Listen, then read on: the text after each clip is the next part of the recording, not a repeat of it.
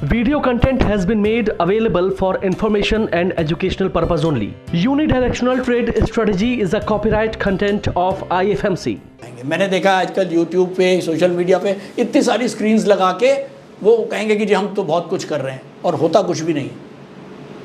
तो stock market को जितना सिंप्लिसिटी के साथ आप देखोगे उसी सिंप्लिसिटी के साथ आप समझ पाओगे। तो जब मैं IFMC की बात करता हूँ, यहाँ पर 4 टियर एजुकेशन सिस्टम है जिसके अंदर हम सबसे पहले हमारा फोकस रहता है कॉन्सेप्ट, फिर आते हैं पैरामीटर्स, चाहे वो टेक्निकल्स के हों चाहे वो फंडामेंटल्स के हों।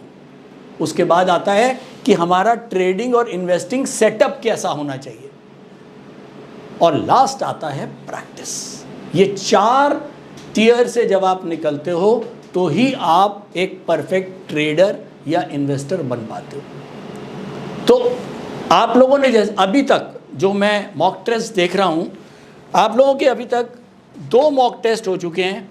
एक तो बिगनर्स का था बिल्कुल, जिसके अंदर हमने ये देखा था कि हमको जब स्टॉक मार्केट में आना है तो हमें किस तरह से अपना पैसा एलोकेट करना है। ये सबसे इम्पॉर्टेंट है और सबसे बड़ी गलती लोग यहीं पर करते हैं कि मैं अगर 100 रुपये मार्केट में लेके आया हूँ तो मुझे वो एलोकेट कैसे करना है। मेजर फ्लॉ यही रह जाता है और वो गलती आगे कैरी ऑन होती है और फाइनली आपको दिखता है कि यार मैं तो रेड में हूँ। तो आप सब लोगों ने ये वाला मॉक टेस्ट दिया होगा जिसके अंदर आपको ये कहा होगा कि अगर आपके पास 1 लाख रुपया है तो आपको कैसे एलोकेट करना है। मार्केट डिफरेंट, अलग अलग टाइम पे अलग अलग मार्केट है। आज मार्केट 25,000 का इंडेक्स है, कल हो सकता है 30,000 का हो सकता है कल 21,000 का हो। तो हम जब बाजार में कोई चीज़ खरीदने जाते हैं, हमने कॉलगेट खरीदा, उसके ऊपर फिक्स प्राइस लिखा हुआ है 30 रुपीज़ MRP। वो आज भी वही होगा, 6 महीने के बाद भी वही होगा या थोड़ा बहुत बढ़ जाएगा। लेकिन स्टॉक मार्केट में हिंदुस्तान लीवर अगर अभी 1000 रुपये है तो हो सकता है कल 950 रुपये हो जाए। इसके ऊपर कोई MRP नहीं है ना। तो इसका मतलब रोज रेट चेंज हो रहा है। तो हमको यहां सबसे पहले ये देखना है कि मार्केट के अंदर हमको अपना पैसा कैसे एलोकेट करना है। तो इसके अंदर हमने यही सीखा था कि कोई बता सकता है कि इस समय एक जनरल वे में अगर मेरे पास 1 लाख रुपया है तो मुझे इक्विटीज में कितना पैसा डालना चाहिए? 60%। ठीक है, आप में से कोई बोल बेटा 60%। अच्छा, ये तो समझ में आ गया, बिल्कुल परफेक्ट है। 60%, 55%, 65%, इसी के अराउंड आप लोग थोड़ा बहुत चेंज कर सकते हो, लेकिन मोटे तौर पे हमको इस समय 60% पैसा ही मार्केट में डालना है। बाकी 40% का क्या करना है? 40% का को हम क्या कर रहे हैं? मेरे पास 1 लाख रुपया था, वो मेरी सेविंग थी। पहली चीज़, क्या मैं सेविंग इक्विटीज़ में सारी डालूँ? नो। मैंने कहा मुझे 60,000 रुपया सेविंग के अंदर से इक्विटीज़ में डालना है, 40,000 को रखना है। वो 40,000 मेरा मन है, मैं उसको गोल्ड में रख सकता हूँ 20,000 रुपये, 20,000 रुपये मैं उसको डेट में डाल सकता हूँ, या मैं 40 का 40,000 रुपये डेट में डाल सकता हूँ। और डेट भी जो मैं डाल रहा हूँ, डेट में क्या होगा, मुझे 7-8% का एक ब्याज आता रहेगा, क्योंकि वो पैसे को मैं यूज़ नहीं कर रहा हूँ और मैं उस पैसे को क्या कर रहा हूँ, केवल पार्क कर रहा हूँ। मैंने 40,000 रुपये को केवल पार्क किया है एक ऐसी जगह पे जहां मुझे ज़रूरत जब भी पड़ेगी, मान लीजिए 2 महीने के बाद एकदम कोई क्रैश आया, इंडिया पाकिस्तान, कोरोना, ये इवेंट्स हैं, होते रहेंगे, पहले हुए हैं और आगे भी होंगे। पहले कोरोना, इंडिया पाकिस्तान और डोनाल्ड ट्रंप की टैरिफ वॉर रहा, आगे कुछ नया होगा। आप लोगों को लगता है आगे कुछ नया नहीं होगा? होगा, ज़रूर होगा। तो ऐसे में क्या उस समय जब एक बड़ा, अभी बीच बीच में कई बार क्रैश आए, आपने देखा नीचे 21,000 तक इंडेक्स गया, 22,000 तक इंडेक्स गया, फिर वापस 25,000 हो गया। तो क्या हम 22,000 पे प्रिपेयर्ड थे कि हम ले पाएं? अगर आपने 1 लाख रुपया सारा डाल दिया होता तो क्या आप 22,000 पे 25,000 के बाद जब 22,000 इंडेक्स गया, क्या आपके अंदर हिम्मत थी कि मैं ले पाऊं? नहीं रहती। इमोशंस इतने ख़राब हो जाते हैं कि अरे यार ये तो 22,000 हो गया, इंडिया पाकिस्तान वॉर हो गया, पता नहीं कहीं ऐसा ना हो कुछ और खराब हो जाए, मेरे को डर लग रहा है। लेकिन वही पैसा, अगर कुछ पैसा आपका पार्किंग में पड़ा हुआ है, अभी हमने 60,000 डाला और 40,000 मेरा पार्किंग में पड़ा है, मार्केट में कहीं क्रैश आया तो मैं फटाफट वो 20,000 का डेट बेच के और 20,000 के स्टॉक्स और खरीद सकता हूं कि नहीं? मुझे अपने बैंक से पैसा नहीं डालना पड़ेगा, मुझे एडिशनल सेविंग यूज नहीं करनी पड़ेगी। ये वही सेविंग है जो मैंने पहले की रखी हुई है। तो सेम वे जब हम SIP भी करते हैं, और अगर मुझे 10,000 की SIP करनी है तो मुझे 6,000 रुपये इक्विटीज़ में रखना है और 4,000 हमको डेट पे डालते चले जाना है हर महीने।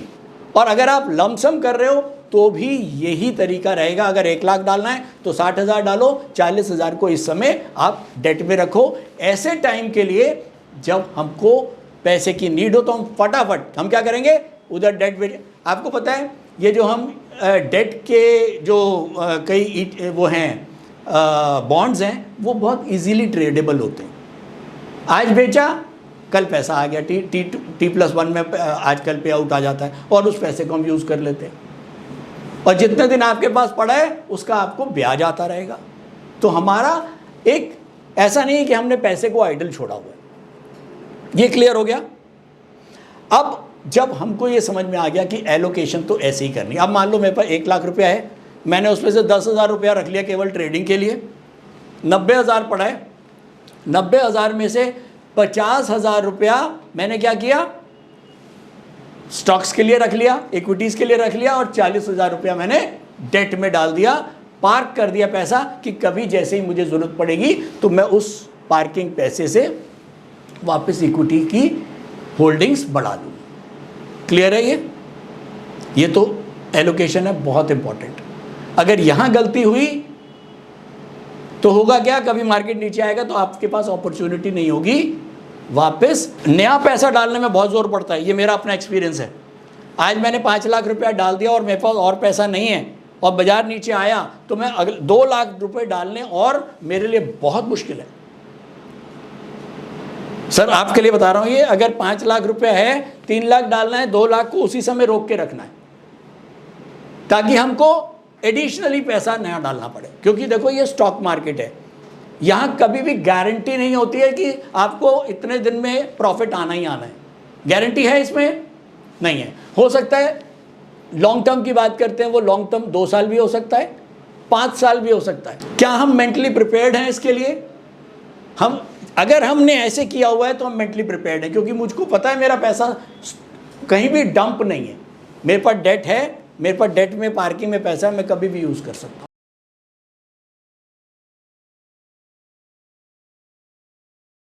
स्टॉक ट्रेडिंग के दौरान मुझे क्या खरीदना चाहिए और मुझे क्या बेचना चाहिए, मुझे कब खरीदना चाहिए और मुझे कब बेचना चाहिए, ये सवाल आपको परेशान करते हैं। तो चलिए सिंप्लीफाई करते हैं स्टॉक ट्रेडिंग को और निकालना सीखते हैं वो एक्यूरेट पॉइंट्स जहां हमें स्टॉक को बाय या सेल करना है। मेरे यानी मनीष तनेजा के साथ IFMC की यूनिटीएस स्ट्रैटेजीज से। यूनिटीएस यानी यूनिडायरेक्शनल ट्रेड स्ट्रैटेजीज, जो है हर स्टॉक ट्रेडर की पहली पसंद, जो बनाती है स्टॉक ट्रेडिंग को सिंपल, एक्यूरेट और स्ट्रेस फ्री। यूनिटीएस स्ट्रैटेजीज सभी इंटरवल्स पे काम करती है, चाहे वो इंट्राडे हो, पोजिशनल हो या लॉन्ग पोजिशनल हो। मेरे 26 सालों के एक्सपीरियंस और एक्सपर्टीज का निचोड़ है यूनिटीएस। IFMC की लोकप्रियता का राज है उसकी copyright strategies. And IFMC is unchallenged leader in stock market education. IFMC is now a school of 10 million learners, awarded twice by Delhi City Icon Awards. So let's begin UDTS online course by IFMC.